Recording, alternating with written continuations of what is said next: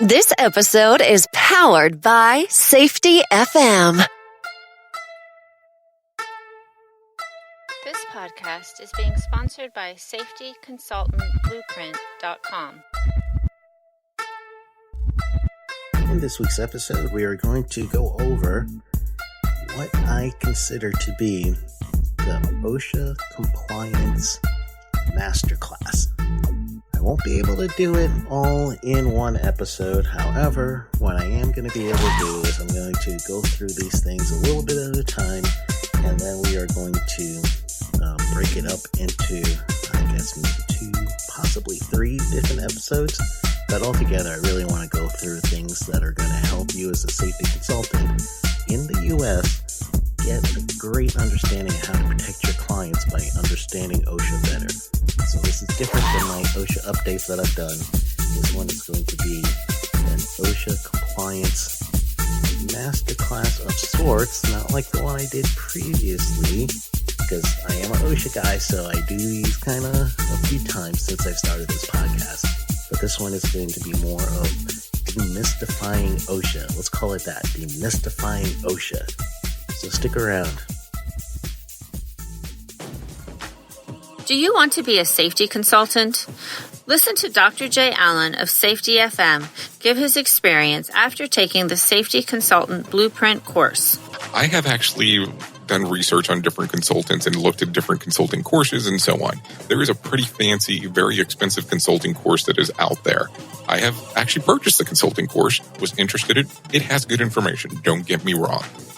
But you have a consulting course that really drives people onto focusing on safety and how to become a safety consultant. I will tell you, on your particular course, there was better information in that particular regards than the other consulting course that was more of a generalist form. But I felt like I got more information out of yours on you giving people direct path on what to do step by step. But I really think that you have a genuine good product there that can really assist people if they're interested in becoming a safety consultant. Register for the Safety Consultant Blueprint at www.safetyconsultantblueprint.com. Enter code PODCAST for a special discount. Welcome to the Safety Consultant Podcast. I am your host, Sheldon Primus, and I want to thank you for listening to this podcast, whatever service you're listening to. It could be on iTunes, it could be on Stitcher, it could be on anything. There's all kinds of podcasting services now, and podcasting is pretty much like the blog of early 2000. A lot of people are doing podcasts now, and I have jumped on the bandwagon with the podcast. I believe this is episode 40-ish. I don't know. I'm going to say 43, 42. Of course, I'll know by the end of this, but I think it's like episode 42. So thank you so much for listening, and I would ask you, if you hadn't had a chance yet, to go ahead and subscribe to this podcast. Also, if you can, please go to whatever iTunes or whatever you're listening to and rate us. Well, by us, I mean me. Rate me. Give me a grade. Let me know how I'm doing. So 5, 4, 3, 2, 1 stars. Hopefully not. Hopefully it's going to be a 5-star review, but just honestly tell me what you think.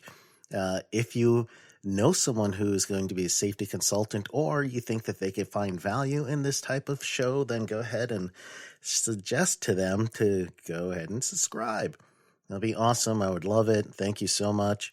So this is what I'm going to do this week.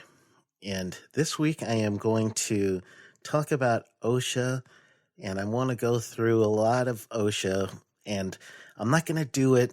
It's going to take me a little while. Let's say it that way. It's going to take me a while, and the reason why is because I'm going to have to break down a bunch of different things. And I am an OSHA specialist because I'm doing my safety consulting in the U.S. So in doing that, yes, I got to know about OSHA. And I am currently still a safety consultant. So not only do I host a podcast, I am working in the field. I am doing my own consulting so I could put food on my family's table too. So if you do need me, you could get a hold of me at Sheldon at shellbrough.com, SHELBROUGH.com. And I do represent all of the U.S. and their territories. So it don't matter where you are. I'm home based in Florida, but I can go anywhere and I do go many places. So go ahead and give me a call if you need me. Or send me an email. I'll do my phone number another time when, you don't need the phone number right now because then my phone will blow up. But you got my email, sheldon@shelbrough.com, SHELBROUGH.com. And I'll also direct you to sheldonprimus.com. So you could find me that way as well. All right, so now to tell you what I'm going to go over. Not all of this is going to be today again. I'm going to have to do it in a few different ways. I'm going to have to go back and forth. And I really wanted to give you a good understanding of OSHA itself, just to demystify OSHA. That's what I'm going to go and call this one, Demystifying OSHA. So first we'll talk about the jurisdiction of OSHA. We'll talk about the difference between state and federal OSHA. We'll talk about reading your CFRs and how to find the right reference when you're looking for regulations and the best way of doing that. We'll even talk about the incorporation by reference too. We're going to talk about the field operations manual. At this time, the most recent is 163, so we'll mention that. We'll talk about regional emphasis programs, local emphasis programs, compliance letters, enforcement units, OSHA record keeping, written programs. We'll even talk about training requirements, audits, and the importance of executive orders as they relate to the agency. So from that docket of things I'm going to talk about, it's going to be a lot. So you're going to just go with me on this OSHA journey, however long it lasts. If it's 3-4 episodes, hang in there. This is going to help you. I want you to be able to refer to it back and forth. This is going to be through the eyes of a safety consultant because I was always working in the public sector and the public sector for Florida. So most of my career was as a public sector employee through the state. However, I did have some times when I did work in construction, and I did have some time when I worked in manufacturing. So in those two areas, I was subject to federal OSHA, but not to any state because Florida did not have a state plan. And when I was with the actual state of Florida, working for a special district of the state, I was exempt from OSHA. And that leads me to the first part. Who is covered by OSHA? So very regularly, especially, and I'm going to do this from OSHA's website, so you can actually see OSHA's website. If you go to OSHA.gov, you want to click into the part that says all about OSHA or about OSHA. So what we do have, and first we'll start about their wording.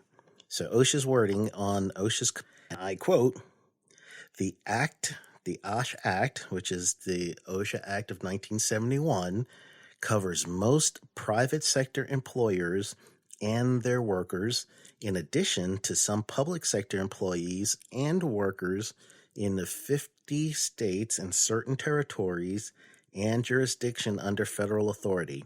Those jurisdictions include D.C., Puerto Rico, Virgin Islands, American Samoa, Guam, Northern Mariana Islands, Wake Island, Johnston Island, and the Outer Continental Shelf Lands as defined in the Outer Continental Shelf Land Act. So that is the official word of who is covered by OSHA. The biggest thing that I see is most people understand that if there is not a state plan, meaning TOSHA for Tennessee OSHA or Cal OSHA or something like that, then the public sector employees do not have any protection under federal OSHA. So therefore, their cities, their counties, their townships, their parishes, whatever the name is, they will have to create their own ordinances for safety and health or their own policies for safety and health. And if that's the case, who do you report to if something's doing wrong in the city? Who do you talk to if something's going wrong in the county? Who do you have to complain against? And those complaints and those issues will end up having to go right back to the city, right back to the county and the parish or whoever, and they're going to have to negotiate it themselves So you're going to end up going through the process where you're going to go through the chain of command to the next person until you get some sort of resolution on your problem, or you don't. If there's a union, you go to your union and have the union represent you. But as far as OSHA, they have no jurisdiction for those employees. Now, OSHA does have some limited jurisdiction over federal, like the post office. The post office has the employer employer-employee connotation, because they are accepting money from the public sector from the private sector in ways of postage and other things that they use for the money that is exchanged for the services of getting your mail. So they are affecting commerce in that way, and that is your definition for the employer, is a person that is affecting commerce, and then the employee is a person that works for someone who's affecting commerce. So that's one of the reasons why those select entities that are receiving dollars from the public, even though they are federal agencies, can be cited under OSHA. OSHA has jurisdiction over them. Currently, OSHA does have a principal deputy secretary assistant of labor, which is Lorene Sweat. She is currently the one who is in charge of OSHA right now. And there isn't a permanent person, but she's acting in that position. So that is currently what's going on. And at the date of this recording is November 2019. And that's where we have over for that. So that leaves us with a bunch of things, right? So if we have an acting position, and there's plenty of acting positions actually in OSHA, so you could look for that yourself. All you have to do is look for the organizational chart. They'll show you exactly who that is. So there's a lot of people that's working two jobs or doing the best they can. They're working really hard because of there's a lot of poaching. People love to have someone who's ex-OSHA work in their company, and they'll, throw some money at them for that. So that's something that OSHA's dealing with currently. But there's also some other reasons on that one. But for the most part, that's what you're going to look at. So let's get into the state plan. So when there is a state plan, it could be done in two different ways. The state can have full control over the public and private sector. And if they do, then they have to have, all state plans, they have to incorporate the federal plan within 6 months of when there is a new rule or a new law that's come into place. Then you got to have it within 6 months incorporated into your state plan. But some states are 100%. Our state OSHA is in charge. Cal OSHA is one of them. So that means if you're a public sector worker, you have protection, and you could call OSHA to help you out if your city or your county isn't playing by the rules. Or you're a private sector and you still have the state OSHA that is going to be regulating and enforcing. So you have to go through their state rules, their state laws. So that is those types of programs. But there's another type of state plan, which is a hybrid plan. You see a lot of those, like New Jersey's got one, New York's got one. And those hybrid plans is the state will only have jurisdiction over the public sector workers, but the private sector will be under federal OSHA. So that means that it's going to help the states who decide to do those hybrid plans, because OSHA pays 50% of their operating cost, and that's by the act. So, man, if I was a state person, I'm getting 50% of my operating costs paid for by a federal agency, and I only look for the state employees, the city, the county employees. So that means my OSHA is going to be smaller than those OSHAs like Oregon OSHA or California OSHA or TOSHA, Tennessee OSHA. Then, might as well, if I was in that position, let's take the federal money, and I'll only have a limited amount that I have to look over, and then we could just focus on those entities, focus on those actual those public sector workers. So there is 22 state plans that cover both private and the state and local government workers. There's six plans right now that covers state and local. And the state plans are monitored by OSHA and must be at least as effective as federal OSHA in protecting the workers' safety and health. So that is important. So you got to really make sure you know your jurisdiction, and especially if you're a consultant. I've had a bunch of times where cities and counties will come and they'll hire me to do some work for them. And if there are no state plans, and they're under federal OSHA, or I should say the state is under federal OSHA, I would get some resistance to a point. And the resistance will be this. It would be that, yes, we have to take care of our workers. We got to protect our workers, but we don't have to fall under OSHA's requirements. So therefore, we'll go up to a point. And then after that point, then what they'll break down to is money. Or they'll break down to systems, or something is going to be where they can't do that anymore, and then you're fighting an uphill battle. Those are tough. I got to agree. Those are tough. And then when you're also looking at it, think about every year OSHA does their fiscal year. They look at how many injuries and illnesses and fatalities there were for this past year. That does not include the numbers of the state workers, the local government workers that are not under any kind of state plan. So those numbers that you're seeing, though they're still staggering, they're actually underreporting, because those states, like I'm in Florida, you don't hear about the fatalities from those workers. So that is something that I really believe there should be an amendment, and I'm saying this on record. Sheldon believes there should be an amendment to the Constitution, or I should say amendment to the Osha Act, not the Constitution. Sheldon doesn't want to be on record for that one. There's got to be an amendment to the Osha Act that says that we should include public sector workers regardless. So that means all these state plans, yes, they will have their own state imposed. Let's say they want to be more stringent on HAZCOM, or they want to be more stringent on some other, let's say New York City, which is, their own entity, if you will. Their board of, I believe they call themselves the Board of Housing, I forget what it was, and I should know this because I wrote a class for a company for this, but I just going blank right now. But anyway, their fall protection for construction is 5 feet, where the federal is 6 feet.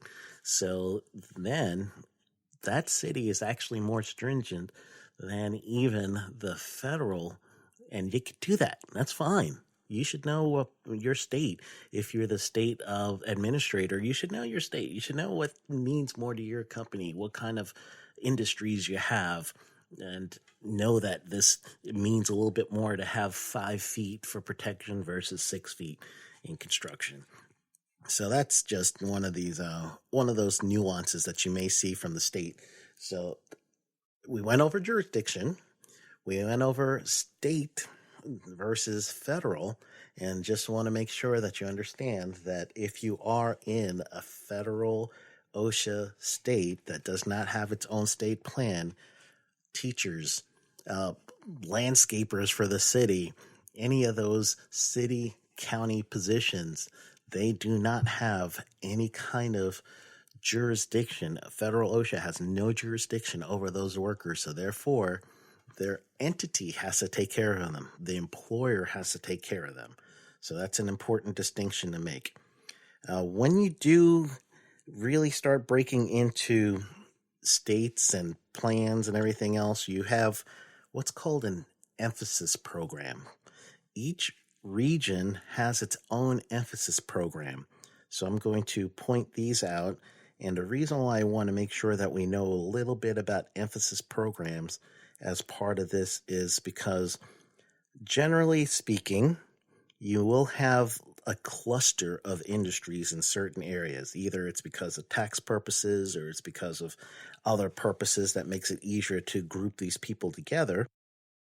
Then what will happen is the region or the local area will start seeing certain hazards, and these certain hazards will become systemic or systematic, or however you want to say it, to that specific area.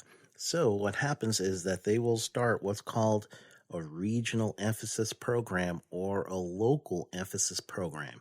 So you want to look online and you want to make sure that you are aware of not only your regional emphasis programs, but what is your local emphasis programs regarding your state. And when you are looking for that, you're also going to get a good understanding of who can be inspected by OSHA. That's truly what it always breaks down to. It opens the door for OSHA to come in. OSHA will come in if there is some sort of reference, if someone complains, if there's an emphasis program that's a planned inspection, they'll come out for those things. Or if you do your own self-reporting, and that's like record keeping, you have one person that's hospitalized, one amputation, one loss of eye, you got to self-report that to OSHA. If a fatality happens, you got to self-report that to OSHA.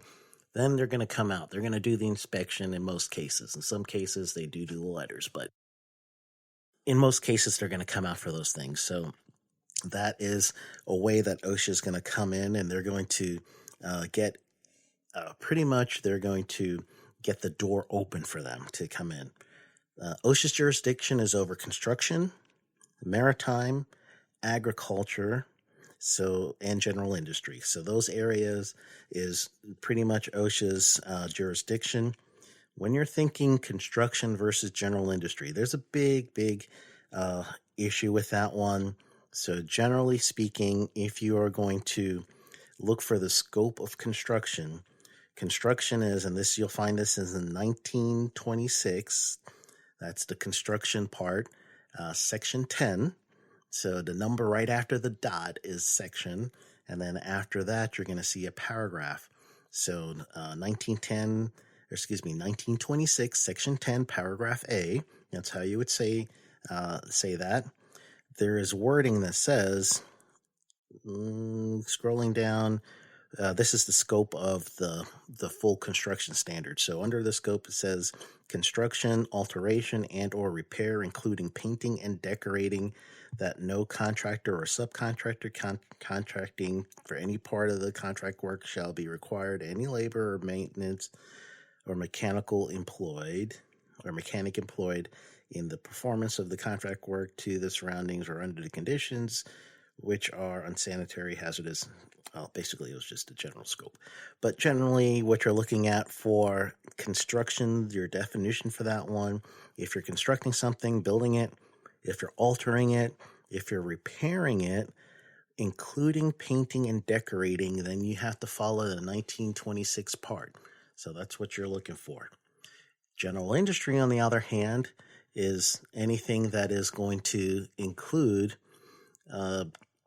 let's say manufacturing. That's general industry. Hospitals, general industry. Retail, general industry. All those things are not constructing. They're not altering. They're not repairing. They're not, in some cases, painting or decorating.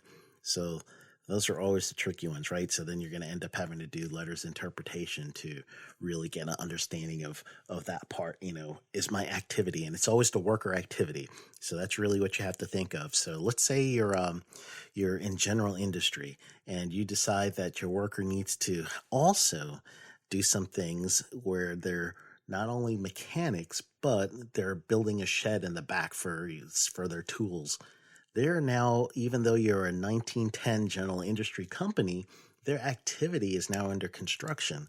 So therefore, you have to follow the 1926 rules while their activity is in construction. So you're actually looking at the activity of the workers versus your North American Industry Classification System Code, NAICS. The NICS code is a grouping of people that do the same exact things.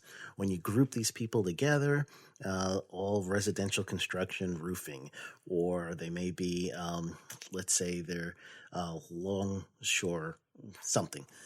Yeah, all those people are doing the same activity. They're grouped together in this certain code, and when they're grouped together in that code, that can be what your company is going to be designated as, as residential roofing.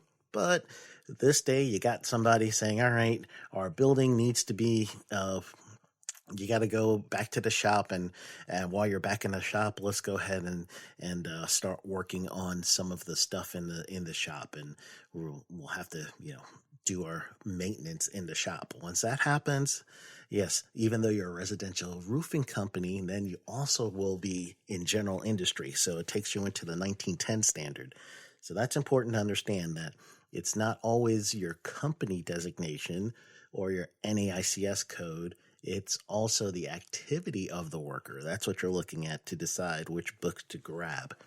So the books, the Code of Federal Regulation, OSHA, like all the other agencies, they follow the Code of Federal Regulations, CFR. Department of Labor is in 29, so you'll see 29 CFR for the OSHA people. Part 1910 is general industry. Part 1926 is construction, and maritime has 3 parts, and agriculture has 1 part. When you're in following those parts, that is the first thing you'll see with your CFR books. You'll see the parts. And then after that, you're going to see subparts. So the subpart's always a letter. A, B, C, D, whatever it is. The subpart is always a letter. So that's a grouping is really what it breaks down to. It's a grouping of things that makes the most sense. So let's go back to the 1926 construction. I'm kind of looking at this on the OSHA website. You could get all your regulations on the OSHA website. OSHA updates it once a year in July. So if you're buying your CFRs, I would always buy them like October, or no, not even October. I would say late August, early September, so you can have the most recent version. But you also want to match it up with your Federal Register. The Federal Register is where all the laws have to go in order for them to become a law.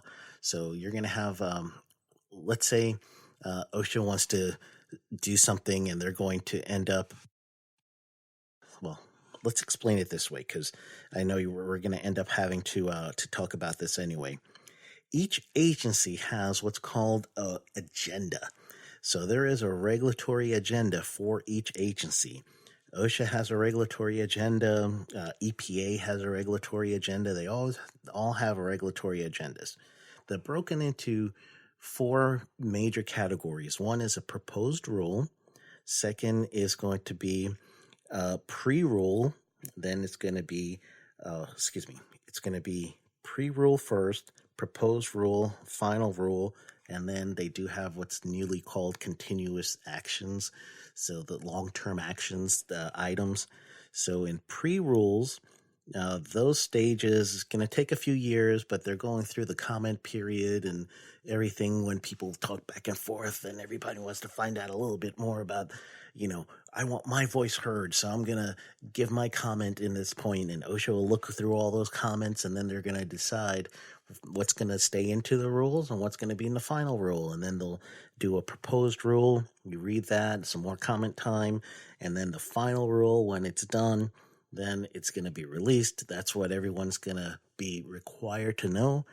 And there's going to be a little grace period while everyone's figuring it out, right? So that is the way that those things are how a rule or proposed rule will become law. It's all housed in a thing called the preamble. So make sure you look for the preamble. And if you want to find out any kind of rules, the preamble's where it's hosted. You could go through each one of those preambles and you could kind of look through and see what all the comments were and everything. So you just type in preamble in the OSHA website and you'll be able to see that. So that's the regulatory agenda. Those are preambles. So we went through a few things right there. So back with the CFR. So now that it's actually in the CFR, that codified way of OSHA to group things together, they're going to put it in a part, construction, general industry, maritime, agriculture, wherever.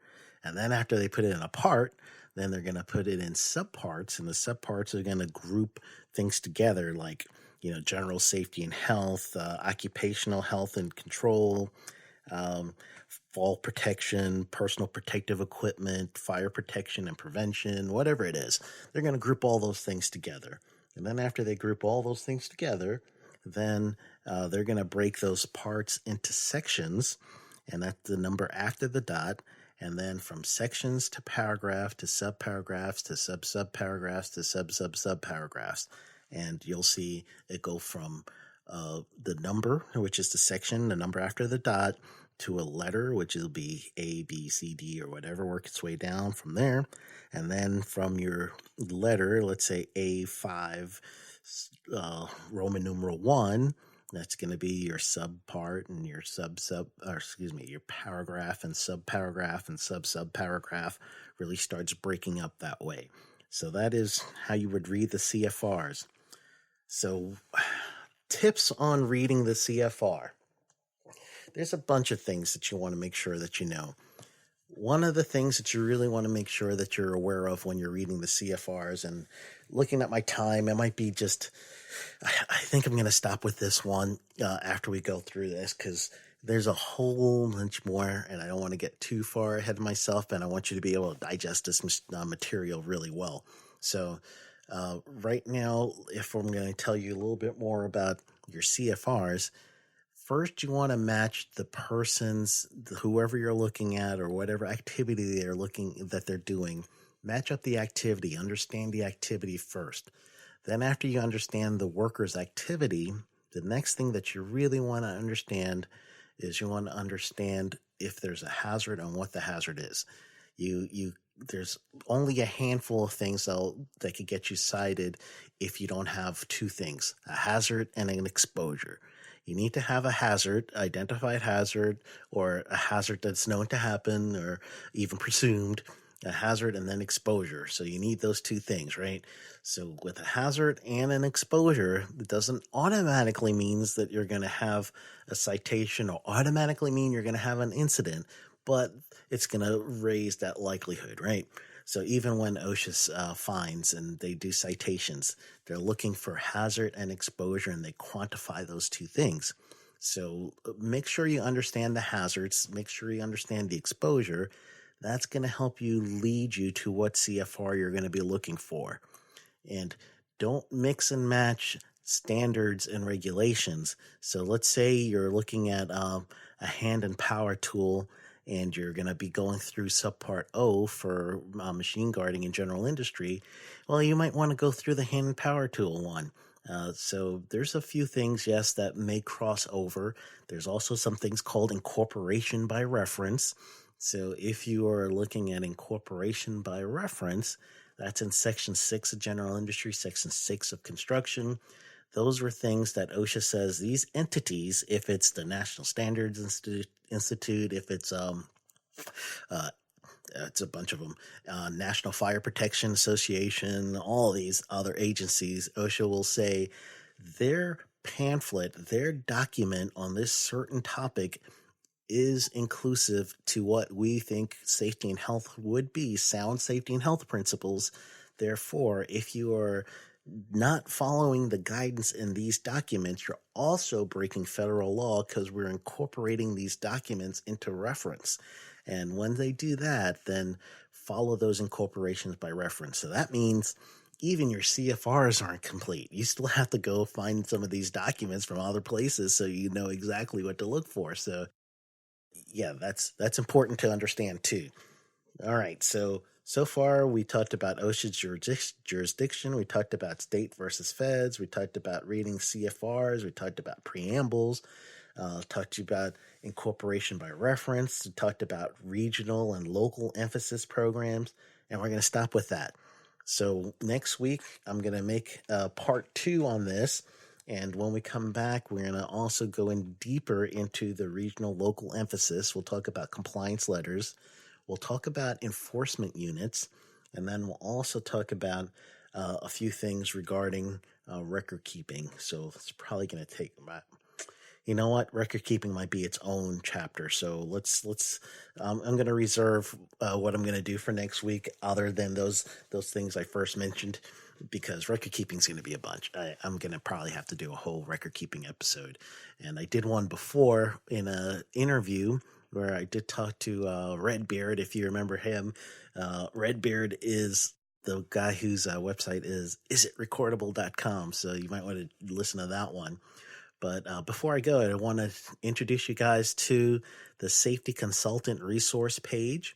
That Safety Consultant Resource page can be found at safetyconsultant.us. That's a monthly membership site that I've started just so I could help you and you could help each other with your safety consulting business. It's a place to find all the resources you will need for your business, as well as continuing training, so that you will learn more and more and more about the business of being a safety consultant. And you're also going to have an opportunity for questions and answers. You're going to have an opportunity for me to coach and mentor you, and opportunity to network amongst other people. So you want to go to safetyconsultant.us/join. And I'm looking to release this on Black Friday. So if I can't get it out by Black Friday, then go to that safetyconsultant.us/join, and then you could join the mailing list, because there is currently a waiting list. There's a waiting list for this, so you could join that waiting list. But my goal is to try to get everything out by Black Friday, which I believe might be the week of this broadcast. So by the end of the week, we should have that out. And I got a lot of it up. The site is functional, so you could go on the site, you could see the blog posts, you could see a few other things that is currently on the site. So kind of flip around. You won't be able to be a member yet until I get the membership site going completely. But when I do, you'll get that notification from the waiting list that everything is up and running. You could become a member, and you could get the ideas, the resources you need to make sure that you could be viable as a safety consultant. And it will also include my book. So you can have the book and some courses related to becoming a safety consultant. All right, so stand by. We're going to do the tip of the week after these words from our sponsor.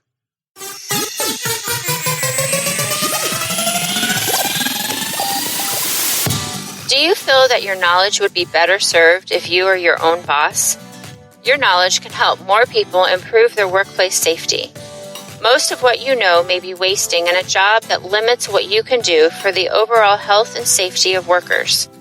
Now is the time to start your own business while you're still working for your current employer.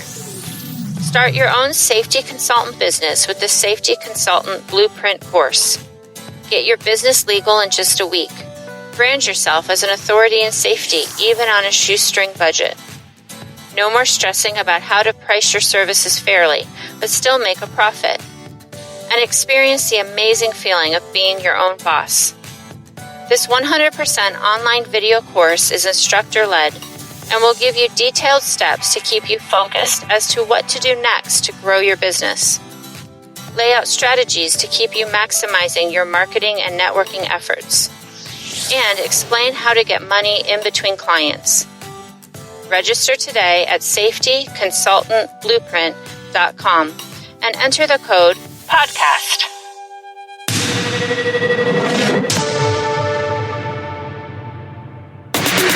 Enjoy some of your favorite hosts in the safety world. Enjoy shows by Sheldon Primus, Blaine J. Hoffman, Jill James, Mike Stedham, Rob Fisher, Todd Conklin, and Jay Allen. Welcome back to the Safety Consultant Podcast. So I am going to get right into the tip of the week. So the tip of the week is going to be kind of something that I started to mention earlier. And one of the things I really want to make sure that you do is go through the OSHA.gov website. And I know that they have truly changed it. So one of the things I want you to do is sign up for Quick Takes. Quick Takes is OSHA's email. You guys have heard me mention it before. It's their newsletter. You'll get it every other week. So you want to make sure you get a good, get yourself on that newsletter. So that's one thing. The second thing for this tip of the week is I want you to really start examining, and this is going to help you for the rest of this session that I'm going to be doing, however many weeks I'm going to be doing this one. I think I might be able to get it within 3 to 4 weeks, but truly I'm going to want to give you guys as much time as you need so that we can demystify OSHA for you. So the thing I want you to go through for the tip of this week is I really want you to first re-listen to this episode. Yes, that's one of the tips, but not only re-listen to this episode, I want you to go to your region. So go to your region on the OSHA website, find your region, and then look for your regional emphasis programs, and then look for your local emphasis programs. So once you could find those things, then that's going to help you know who to target for services as a safety consultant. Think of these people as being the people that you want to contact and call and email and find on LinkedIn and offer them some service for you. So that's the tip of the week. Go ahead and get in the OSHA.gov website, and you want to look for the regional emphasis program, the local emphasis program, and understand truly what is the hazards in your area and the industries in your area. They're going to be the most motivated people to hire a consultant. All right, so enjoy the rest of your week. I will see you on Monday. And happy Thanksgiving to everybody in the U.S. too. So it's the holiday season, right? Be safe. Happy Thanksgiving. See you next Monday.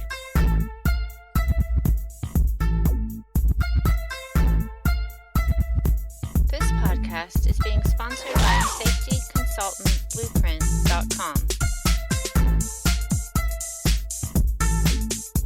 This episode has been powered by Safety FM.